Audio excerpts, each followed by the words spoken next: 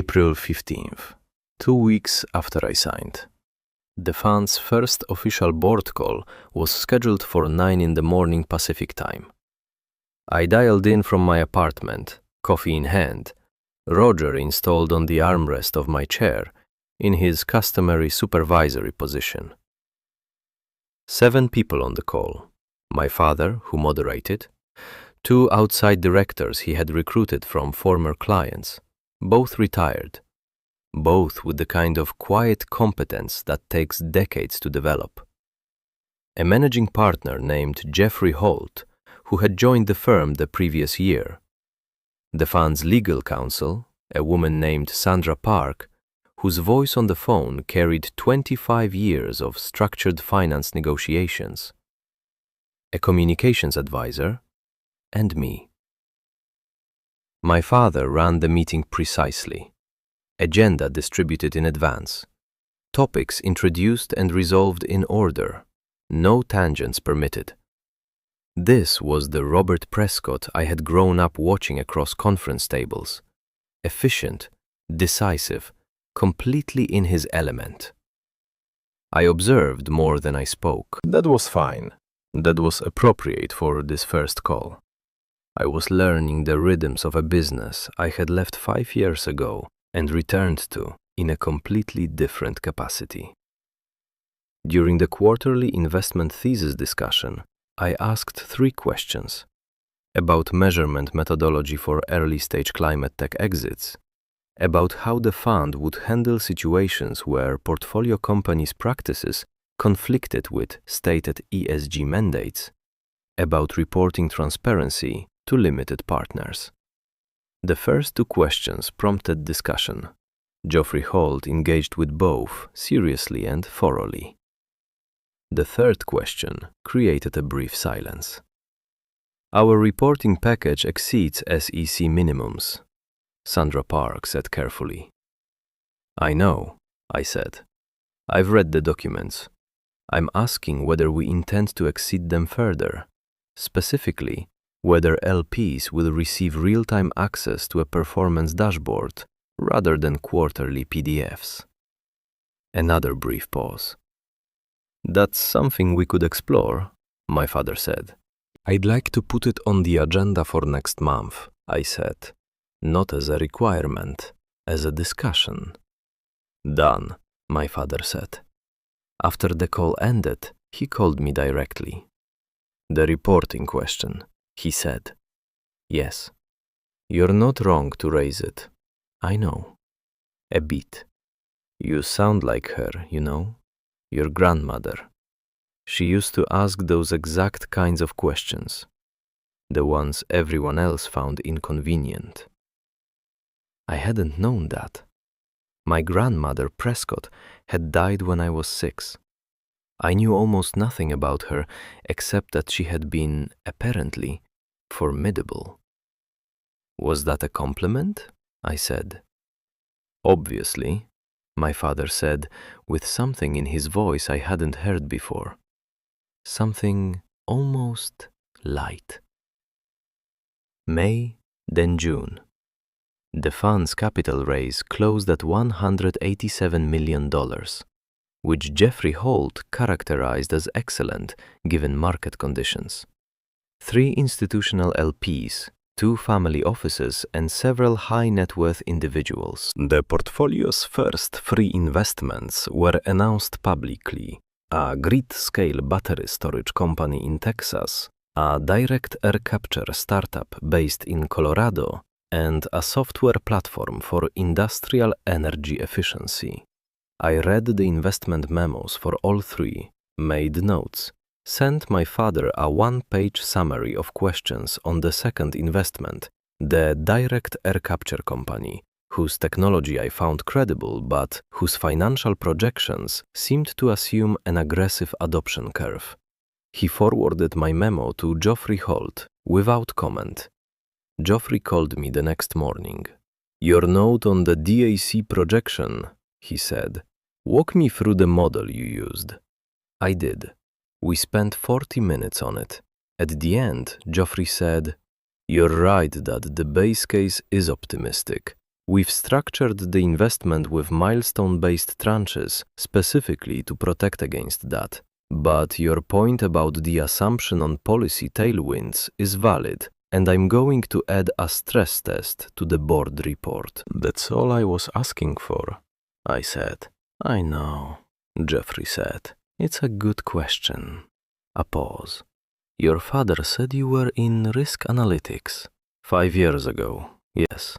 You still think like one. I never stopped. July 4th weekend. The first time in 6 years, I drove to Westfield for a holiday that wasn't Christmas. My mother had organized a small gathering. Her 2 oldest friends, a neighbor couple she'd known since Nathan and I were in elementary school, and Nathan and Clarissa, and my father and me. We sat on the back porch in the late afternoon and ate hamburgers my father grilled, with the concentrated focus he brought to everything. Nathan and I played cornhole with the neighbor couple's teenage son and lost comprehensively. At some point in the evening, my mother sat beside me on the porch steps, and we watched my father and the neighbor couple's husband deep in conversation about something by the garden fence. Hands moving the way men's hands move when they are arguing pleasantly about something neither of them will ever act on. He's different, I said. He is, she said. Since the fund? Since you came back. She held her lemonade in both hands. He missed you. He wouldn't say it. He didn't know how to say it. But he missed having you in the room. I thought about that. I missed it too, I said. Which was true. I had missed having a room to be in with them, even when the room was complicated. Can I ask you something? My mother said. Of course.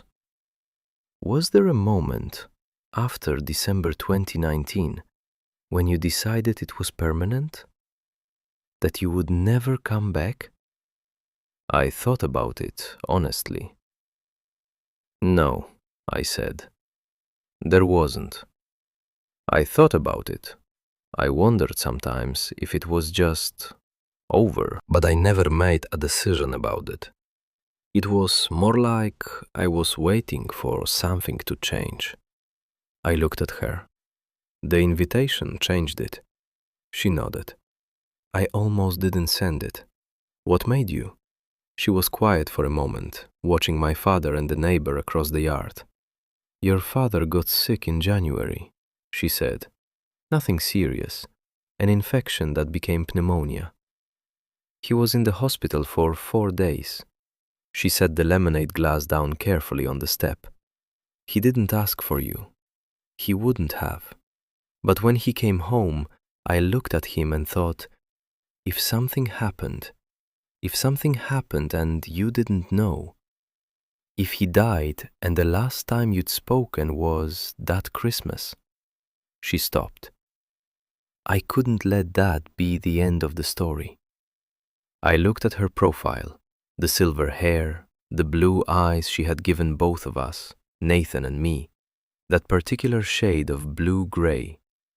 Thank you for sending it, I said. She patted my knee once in the way she had done when I was a child. A brief, specific gesture, not quite a hug, not quite just a touch. Thank you for opening it, she said. August. The SEC enforcement action against Meridian Capital Partners moved to its next phase. 3 executives were indicted. The fund's assets were frozen pending civil litigation. Clients were being notified of potential losses. I received a call from a reporter at the Financial Times who was writing about the methodological evolution of insider trading detection.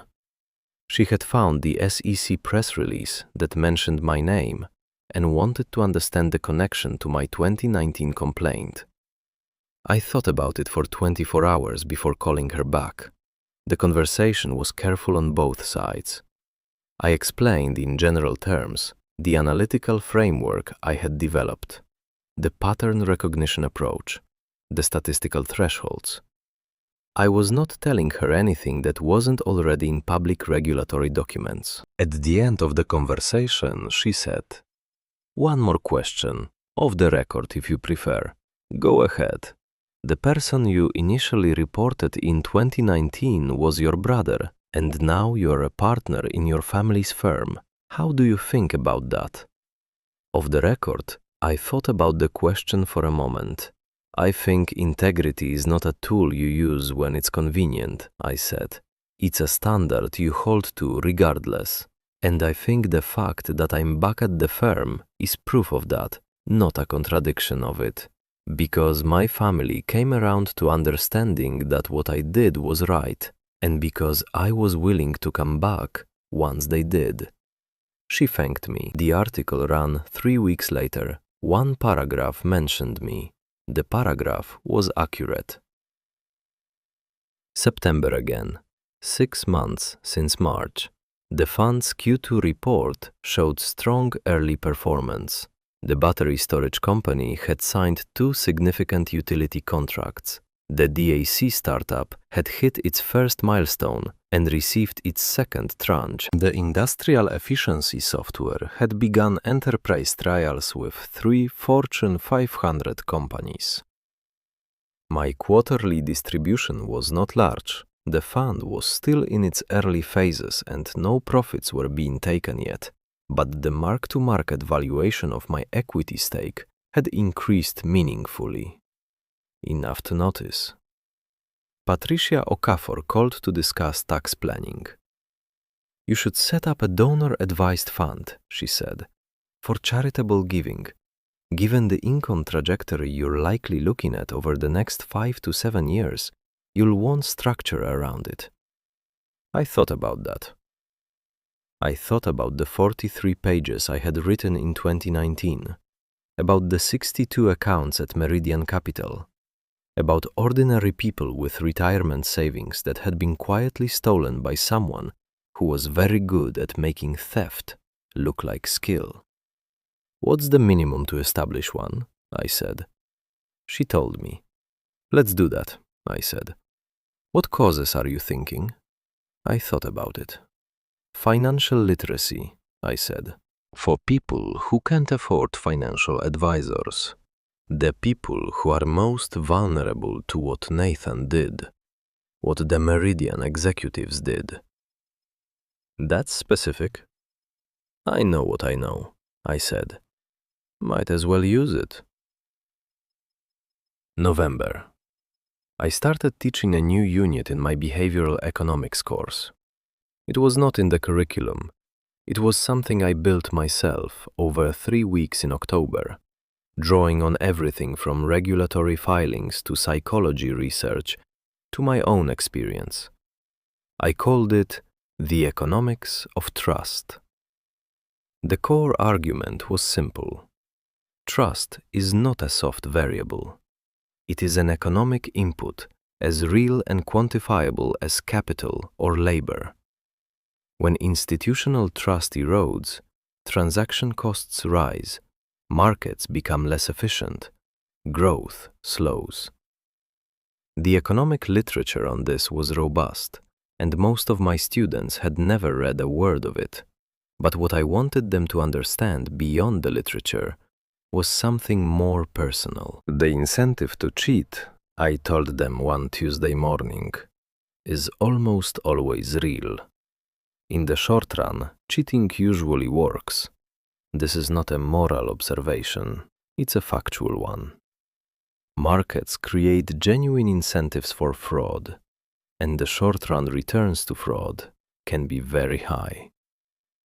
23 faces looking at me. So why not cheat? Hence, I waited.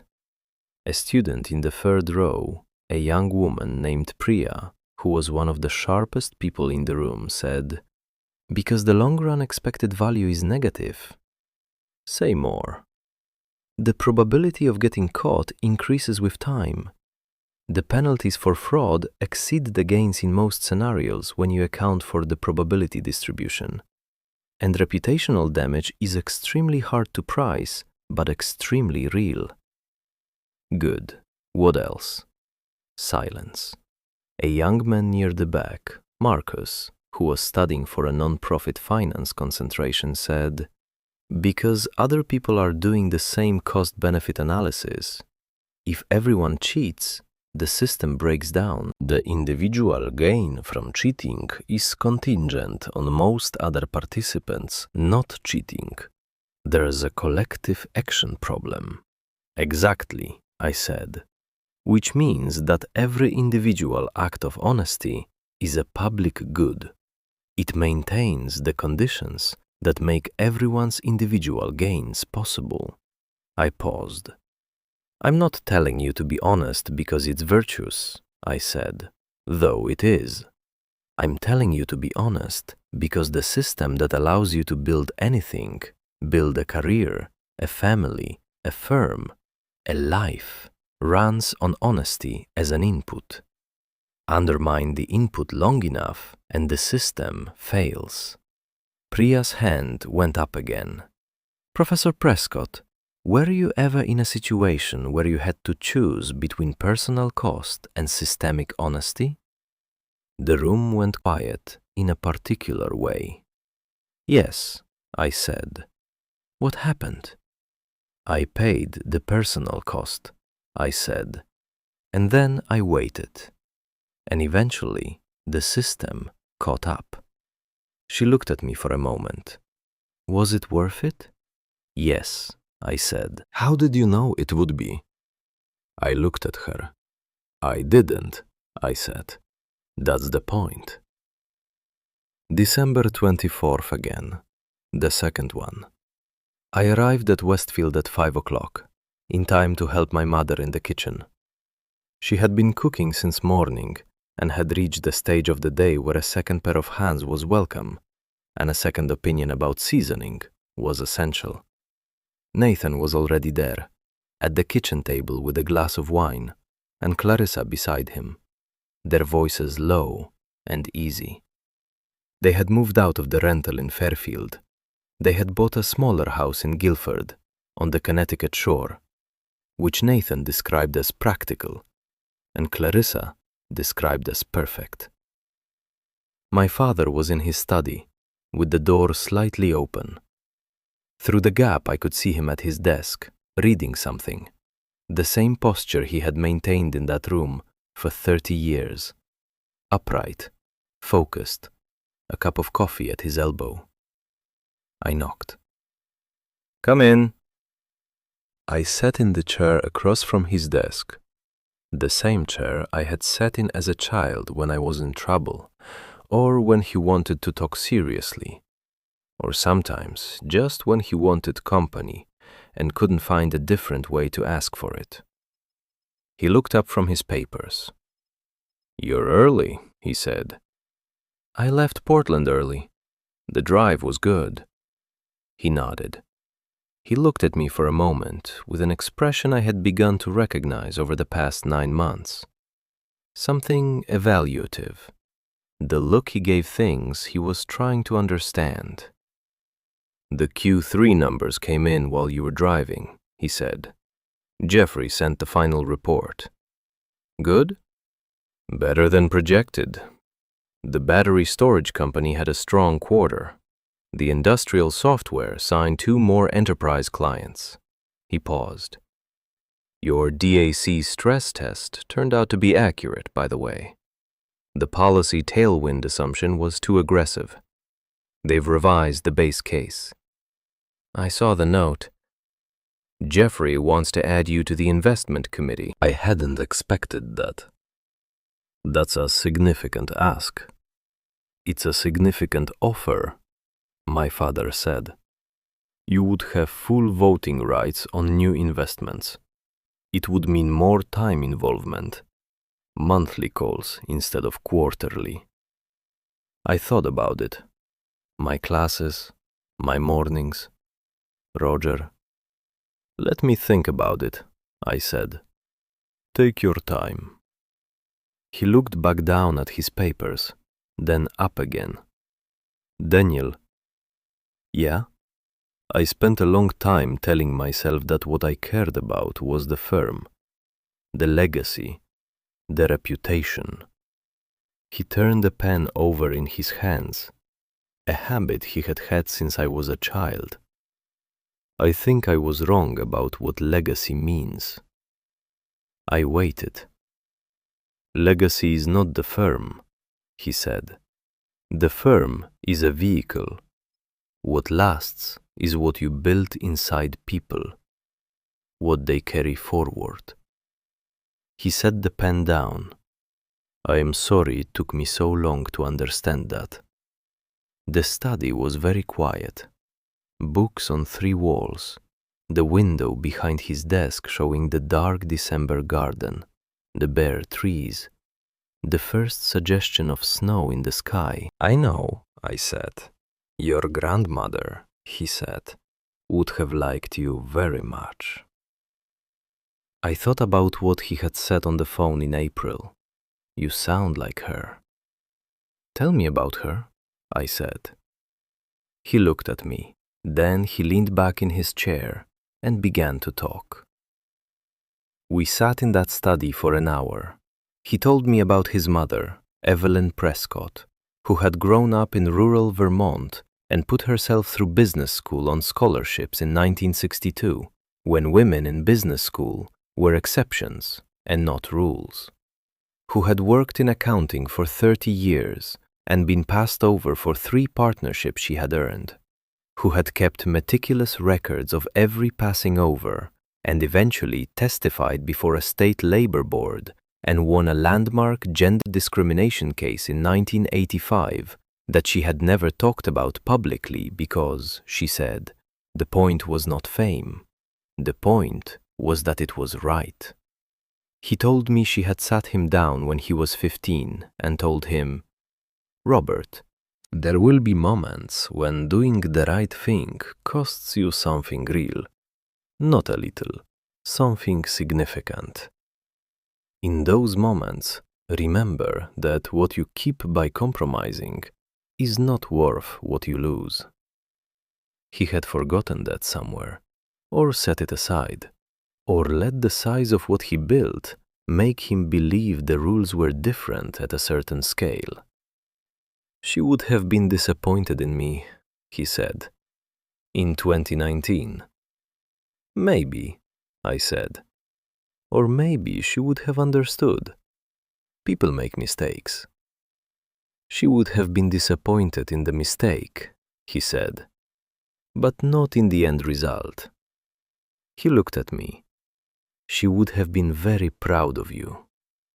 I thought about a woman I had never met, in a study I had sat in 100 times, whose decisions had shaped the family I was born into, in ways I was only beginning to understand. I wish I had known her, I said. So do I, my father said. She would have gotten along very well with Roger. I laughed. He laughed. And the study, which had been solemn, became something else. Just a father and his son in a room full of books on Christmas Eve. After dinner, after the dishes, after Nathan and Clarissa drove home and my parents went upstairs, I sat alone at the dining room table for a while. The candles had burned down. The chandelier was on its lowest setting. The house was quiet in the particular way old houses are quiet late at night. Not silent, but settled. I thought about December 24th, 2019. The same table, the same chairs, the same chandelier overhead. How I had walked out of this room, certain I was leaving it for good.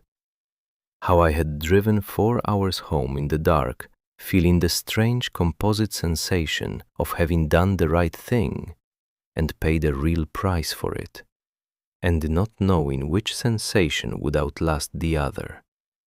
Honesty had cost me 5 Christmases. The math was not negotiable. But here I was.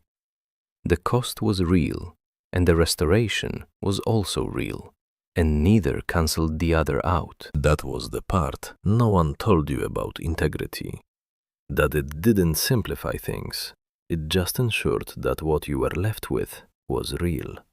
I had a family that was imperfect and complicated, and partially broken and genuinely trying. I had a father who was learning things at 74 that most people figure out at 40.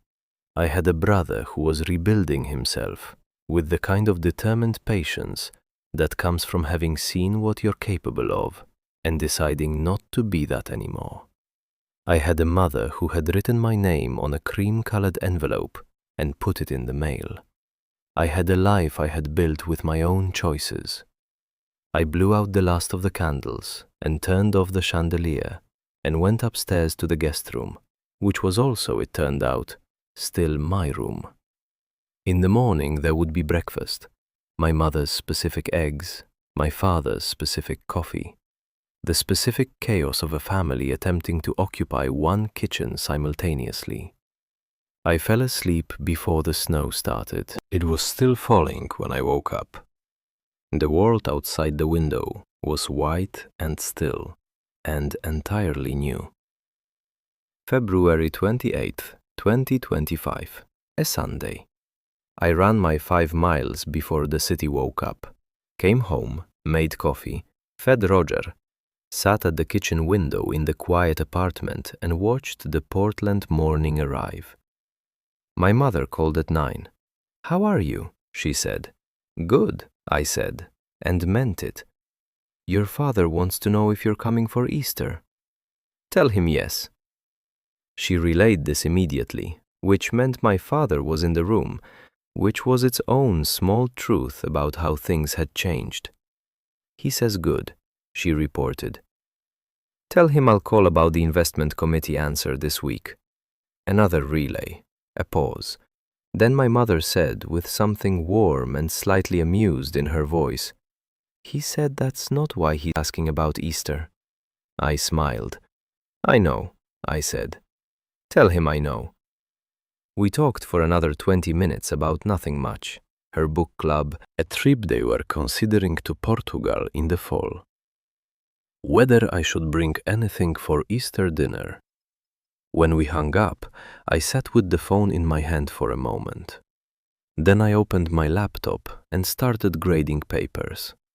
Roger settled on my keyboard. I moved him to the armrest. He moved back. I gave up and graded around him, which was how most mornings went, in the quiet, ordinary life I had built out of a decision I made in September 2019 and have never once regretted. Outside, Portland was fully awake now. Traffic and rain and the distant sound of the university bell. I had office hours at 2. 3 students needed feedback on their research proposals.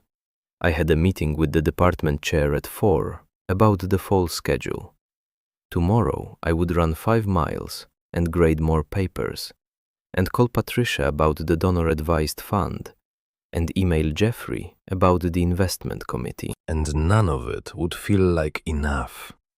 And all of it would matter, which was what life felt like when you were building something real. I thought about what I would say if someone asked me now, was it worth it? Reporting my brother, losing 5 years. The drive home in the dark on Christmas Eve, 2019. Yes, obviously yes. Not because the outcome was good, though it was, but because the alternative was to be someone I couldn't live with. And you only get one of yourself. You only get one life inside this particular body, with these particular choices in this particular sequence. Make the choices count. That's the whole lesson, wrapped in 1,000 details, but at the center, very simple. Make the choices count.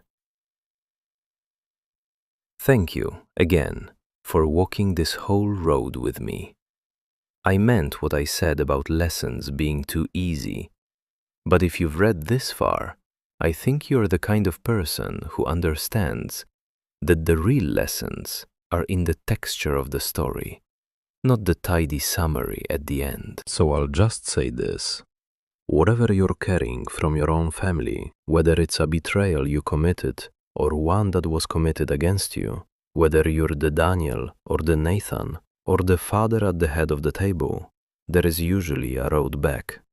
It is rarely a straight road. It is almost always worth finding.